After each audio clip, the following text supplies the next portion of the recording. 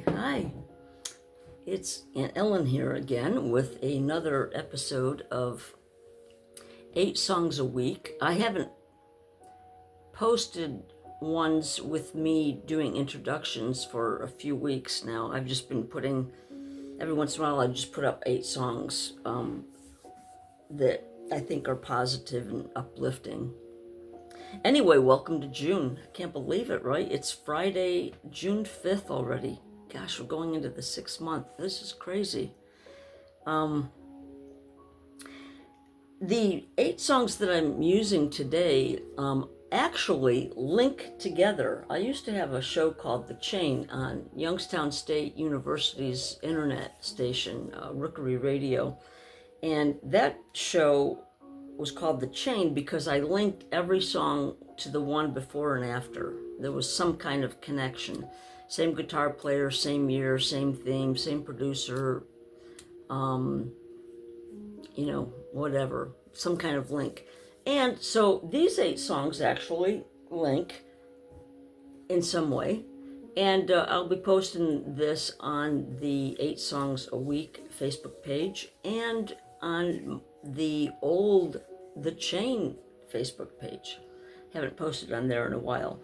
So I'm kicking things off actually with the new album, a song off the new album of Amy Grant's The Me That Remains. I've watched many interviews with her this year. Some of the interviews have been like an hour long. They've been really detailed and just really great stuff.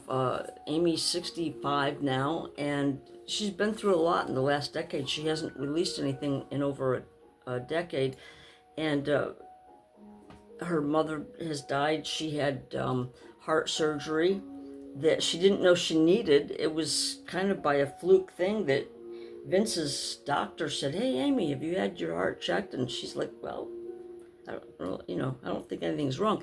They went in and found out that she had this birth defect that was really bad, and she had to have pretty major surgery. And then a few years ago, she fell off of her bike and hit her head and had a hard time coming back from that. Had a lot of memory and brain issues. So she spent a lot of time reflecting and being quiet and not being on the road. But she's released this new album, and it's really good. It's very different for her. It's her being vulnerable to aging, and as we all are, in the losses and saying goodbye. There's a song in here that says "The Other Side of Goodbye," when her mom died. They're very raw and real songs here. Really thought-provoking and really great stuff. I've been enjoying listening to it. So anyway, I'm going to kick things off with a song off there. You might have heard it already, the 6th of January. And the reason she did not write that song, Sandy Lawrence wrote that song. And Amy talks about the contrast of Woodstock and doesn't really get into details of January 6th, but like it was kind of the song, just by the title, it's kind of comparing one time period to this time period. But Amy says, she was interviewed here on Music Row magazine, and she says, "We operate in the world around us and sometimes neglect the power of what we have in our own choices," says Grant. "The song observes life and the unrest many of us feel while knowing we are shaping the world around us daily. Maybe life and problem solving is more of a we than me conversation. If we can choose to look through a lens other than our own, maybe there is hope to come together and find a way through the unrest."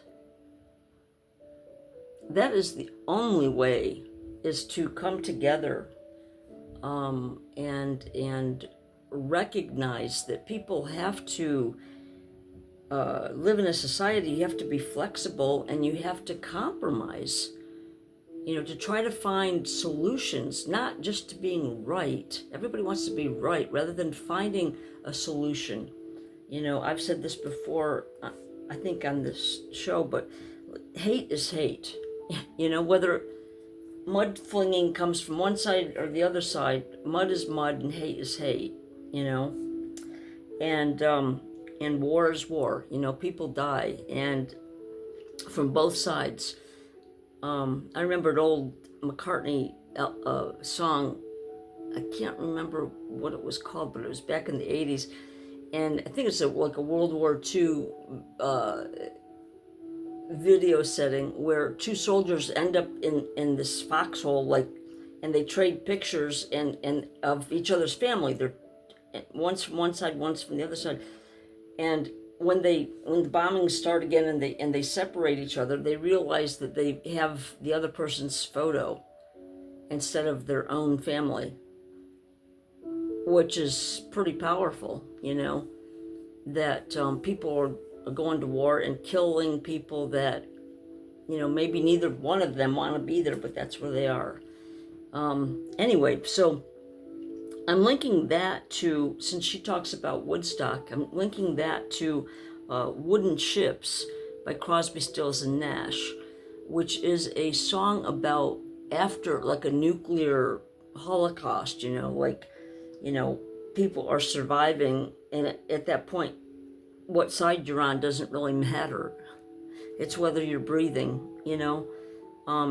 It's like 9/11, I mean, did they say, hey, send up the Republicans to, try to save their followers, or, okay, send up the Democrats, It's like, where did the camaraderie of 9/11 go? Where's that? Where's that? Does it take another disaster to make us wake up and smell the coffee? Excuse me. But Wooden Ships is about this war has ended, and they say in the lyrics, I see by your coat, my friend, you're from the other side. There's only just one thing I want to ask you: who won? At that point, it's insignificant, but hey, for the heck of it, who won? Did you guys win or did we win? Nobody wins. Nobody wins, really. God is testing us. That's my opinion. Anyway, Wooden Ships was actually written by Stephen Stills and I think David Crosby and Paul Kantner. I can't think, was it Paul Kantner? Kantner's his last name, from Jefferson Airplane. And so I'm linking that to the next song, which is Jefferson Airplane's Somebody to Love. Great classic old, rock and roll, some of the best. Anyway, linking that to that is Marty Balin, who was one of the lead singers of Jefferson Airplane. Marty Balin did some recordings on his own, and so I'm playing the song Hearts. I think that came out in early 80s, 82 maybe. So Marty Balin, Hearts, and then I'm linking that to a song that my brother recorded, Holmes Mancini. Danny Holmes is now part of Rose and Thorn, and they're touring up in New York State and that neck of the woods all summer long, Rose and Thorn. But Danny and his old partner, Rich Mancini, they used to be a duo, and they're getting together for like their 50th anniversary in June in upstate New York. And this is a recording from back in the 80s. My brother is the one that would be on your right as you're looking at the video. And that song is called Hearts of Ice. Two songs there about Hearts of Ice. I remember when I graduated from art school, I went to work through a church in Buffalo for 3 months after I graduated. And we were doing like street evangelism and daycare and summer camp and all kinds of things. So it was a pretty interesting summer for me. I was like 19 years old. And I remember my brother and I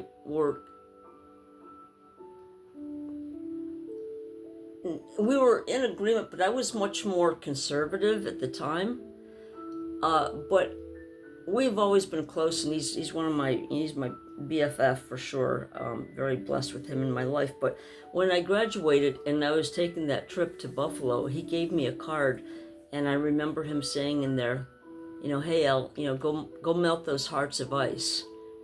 And he was just recording the song Hearts of Ice. It's a really beautiful, beautiful piece, and it seems fitting for the theme here that we're talking about. And linking them, Holmes and Mancini, I'm linking them to Melissa Manchester because my brother Dan actually performed a solo concert with a band of his friends that accompanied him at the Stanley Theater in Utica, New York, back in 1983. And they opened for Melissa Manchester. It was a great, great, great night. Back then we didn't record everything like we do now, So I have the audio, but it's kind of a rough audio, kind of scratchy. But there's no video of this concert. It was just such a great, great concert. And so Melissa Manchester, I'm linking that to the Allman Brothers doing Melissa, the song Melissa. And after that, I'm actually linking to Maria Muldaur singing live with the Chambers Brothers back in, I think it was 1980. It was the early first part of the 80s. It might have been 1980 or 81. But Maria Muldaur, her daughter was in a really bad car accident and almost died. And Maria had kind of like an awakening of her spiritual side. And she did this live concert, which I used to play on my show, Tribute, The Sound of Contemporary Christian Music. When I was 19, I was doing a radio show, and this album is such a great live gospel bluegrass album. It is really good. If you like gospel and bluegrass, it's a great album. I will try to post that on my Facebook page of 8 Songs a Week. The whole album I'll put on there. But I'm ending things with that. And just wishing you a really great weekend. I hope that you're finding peace in whatever you're doing, and whatever that is, do more of it. You know what I mean? Try to stay away from things that bring you down. I'm not saying to be neglectful or, put your head in the sand, but what we focus on is what we draw to ourselves. And a lot of times, I just don't socialize like I used to. A lot of times I think that we tend to, get together and what's going on in your life? Oh, we start bitching, of what's going on in our life, rather than trying to see how to get along. It's like, yeah, that guy that I work with, he's a real asshole. God, I can't stand him. It's like, that's the kind of conversations we have versus if your friend said to you, yeah, this guy that I work with, he's really hard to get along with, but I don't know what to do. How can I find out, is he okay? What's he going through? Maybe he's an ass, but maybe there's reason for it. Maybe he's, maybe somebody in his family is sick, Maybe he just never had the kind of love and encouragement that you've had, or you just never know what somebody else is going through, until you open your heart and see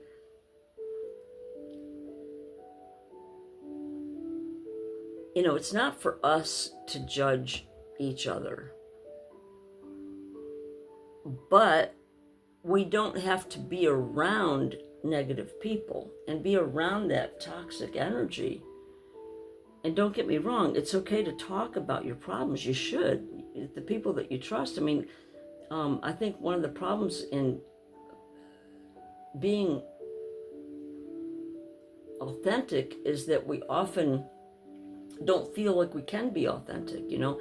But we need to find the people that we can trust and who believe in us and who love us and want us to bring out our best, and we bring out the best in them.